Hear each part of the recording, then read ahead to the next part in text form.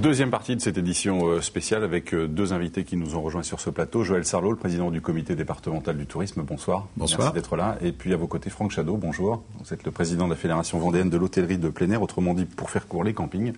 Et on va faire un état des lieux avec vous des hébergements qui ont été plus ou moins touchés. Comment s'annonce cette saison?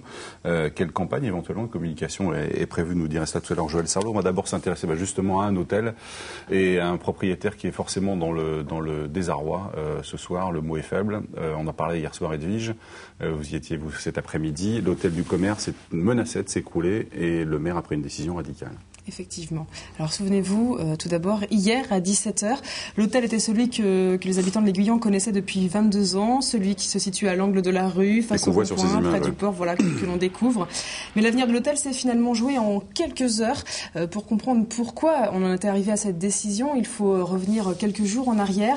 Alors comme partout, la tempête a aussi touché l'hôtel. L'eau est montée à plus d'1,20 m et a stagné pendant 3 jours. Mais il y a un autre élément qui est venu fragiliser les murs. Ce sont les pieux sur lesquels sont pratiqués normalement l'élevage des moules et qui sont normalement implantés dans le port. Mais là, avec l'eau et la tempête, ils se sont arrachés et ils sont allés dans l'hôtel. Alors vous imaginez des pieux, on voit ce que c'est assez pointu.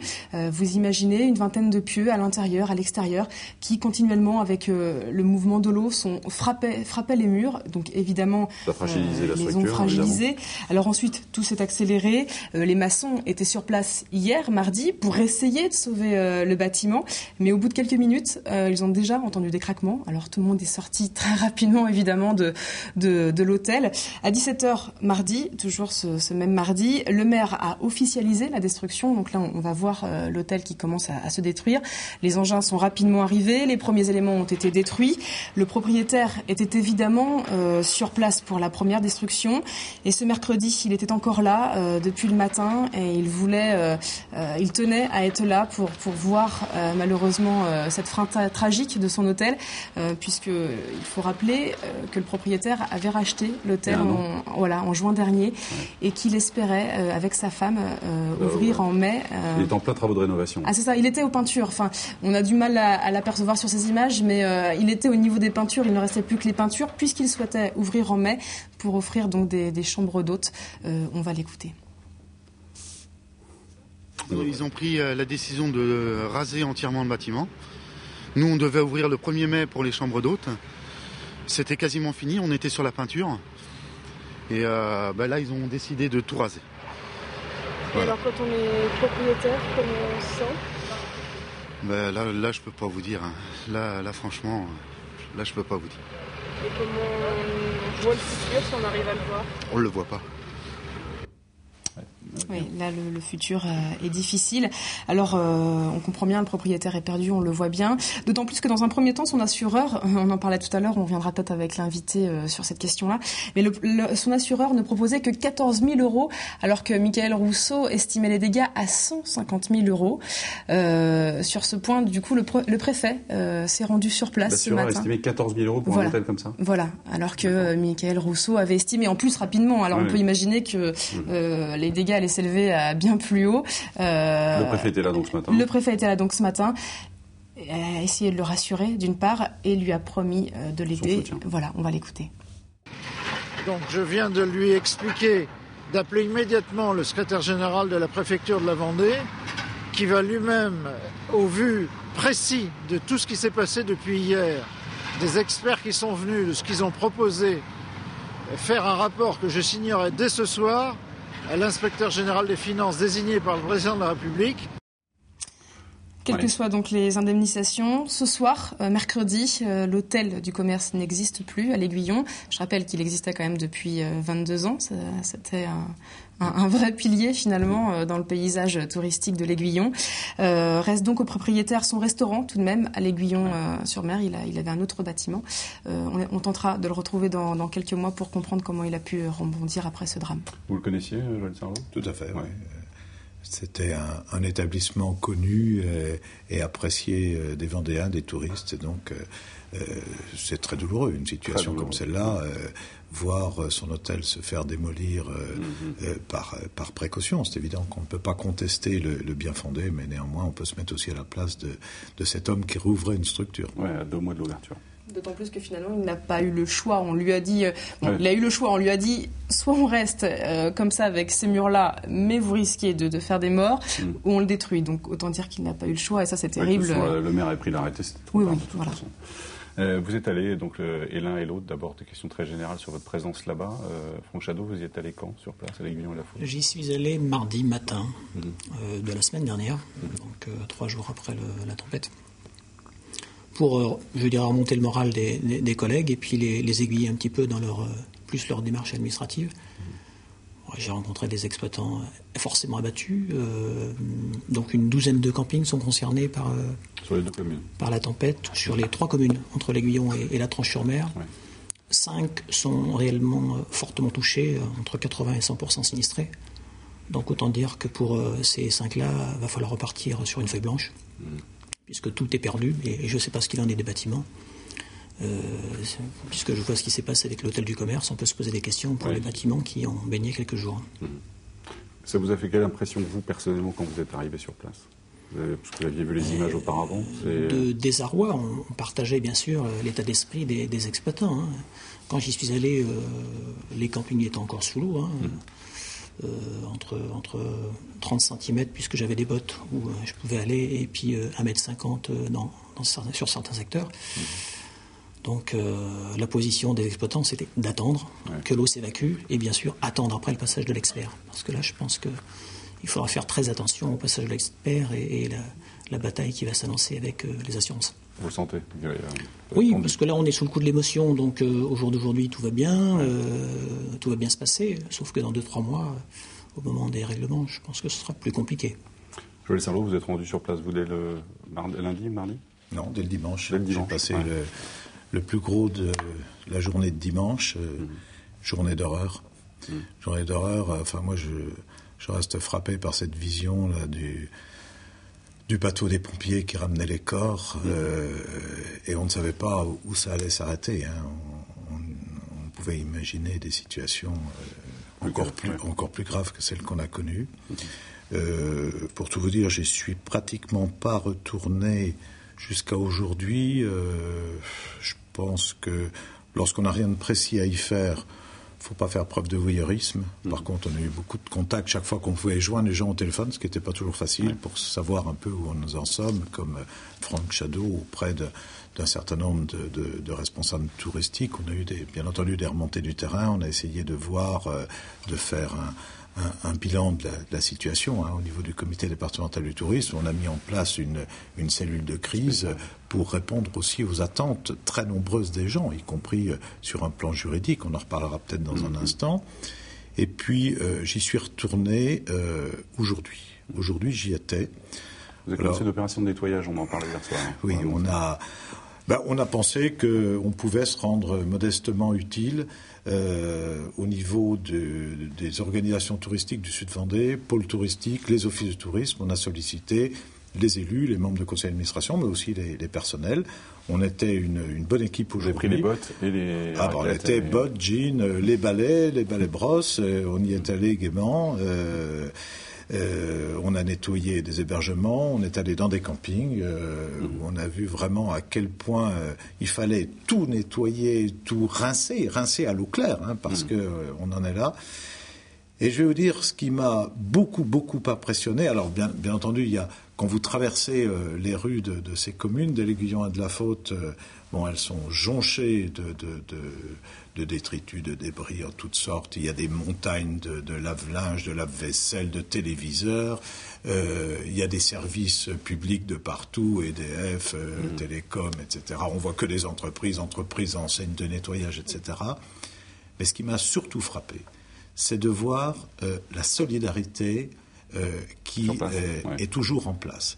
10 jours après, parce qu'il y a un élan, un coup de cœur, le lendemain, sur le lendemain, c'était bien naturel. 10 jours après, écoutez, moi j'ai déjeuné, parce que tous ceux qui prêtaient main forte étaient invités à déjeuner, à la maison de retraite. C'était organisé remarquablement bien par des gens bénévoles que je connaissais, qui font partie de la protection civile, etc. C'est remarquable, ça c'est une force de la Vendée. La solidarité fonctionne aussi dans le milieu touristique, Franck Chadeau, vous le constatez aussi chez vos adhérents? Nous aussi, au niveau de la fédération, on a fait une petite cellule de crise pour venir en aide aux sinistrés exploitants. Et un élan de solidarité formidable. Alors, de par les exploitants voisins et de tout le département, qui ont téléphoné pour dire voilà, on est prêt à venir avec du matériel, il faut nous dire quand, on y va. Et les partenaires, donc les fabricants de mobil-homes, les partenaires de la profession, qui ont mis à disposition quelques bras avec du matériel. Remarquable. Alors vous parliez tout à l'heure des campings qui ont été touchés, on va parler du bilan peut-être dans un instant. Anthony Jamin s'est rendu ce matin au camping des Flots Bleus, à la Faute-sur-Mer, qui devait débuter sa saison justement au week-end de Pâques, mais 90% des mobil-homes du site ont été noyés, les blocs sanitaires, les installations électriques ont également été touchés. Coût estimé, vous le voyez sur ces images, des dégâts entre 1 million et 1,5 million d'euros. Écoutez donc le gérant du camping des Flots Bleus au micro d'Anthony Jamin ce matin.